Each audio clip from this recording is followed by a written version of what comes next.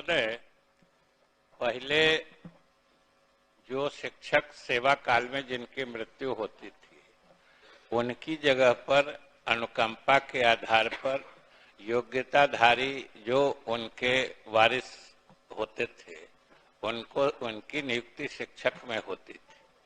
उसके बाद महोदय सारे सदस्य अवगत हैं कि 2006 में जो नई शिक्षक नियमावली आई और शिक्षक नियोजन का प्राधिकार जो स्थानीय निकाय होते हैं, पंचायत और नगर निकाय, ये अधिकार उनको दे दिया गया।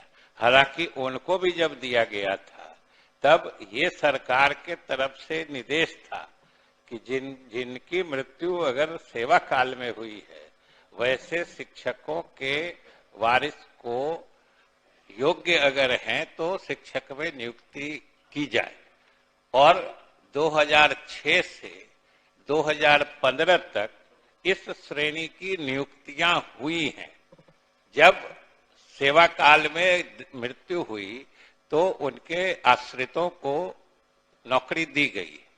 महोदय 2015 में NCTE जो है, national council for teachers education, उसका एक ऑल इंडिया सर्कुलर भारत सरकार की तरफ से आया, जिसके तहत उन्होंने शिक्षक में नियुक्ति के लिए 2 चीजें अनिवार्य कर दी।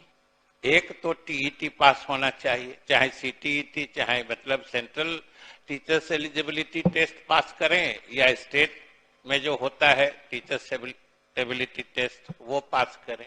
ये पहली शर्त थी। दूसरी शर्त थी कि उनको प्रशिक्षण भी शिक्षक होने के लिए जो BEd या शिक्षक प्रशिक्षण महाविद्यालय से भी प्रशिक्षित होना चाहिए। तो 2015 के बाद से महोदय ये चूंकि भारत सरकार का देशव्यापी मतलब निर्देश था कि अब कोई भी शिक्षक तभी नियुक्त होंगे जब तक कि वो मतलब टीचर्स एलिजिबिलिटी टेस्ट न पास कर लें और प्रशिक्षण न प्राप्त कर लें। 2015 से महोदय 2023 तक इस श्रेणी के जो लोग पाए गए उनकी नियुक्तियां हुई हैं। अब महोदय अभी पिछले वर्ष जो नई नियमावली जारी हुई है, जब से बिहार लोक सेवा आयोग के माध्यम से शिक्षकों की नियुक्ति होनी है, उसमें शिक्षक में सीधे नियुक्ति का प्रावधान नहीं है।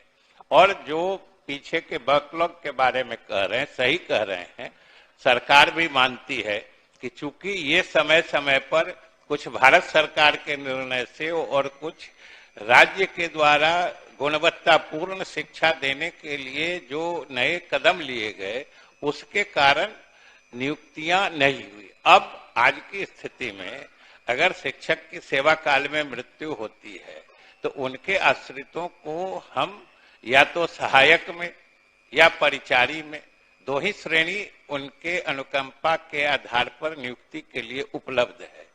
और इसीलिए महोदय अभी सबों ने देखा होगा कि पिछले दिनों मंत्रिपरिषद ने 6421 विद्यालय सहायकों के पद की स्वीकृति दे दी है।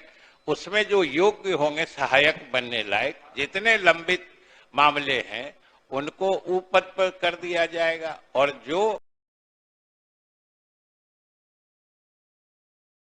परिचारी पद की अर्हता रखते हैं, अब हम लोग परिचारी के भी पद सृजन की कार्रवाई कर रहे हैं।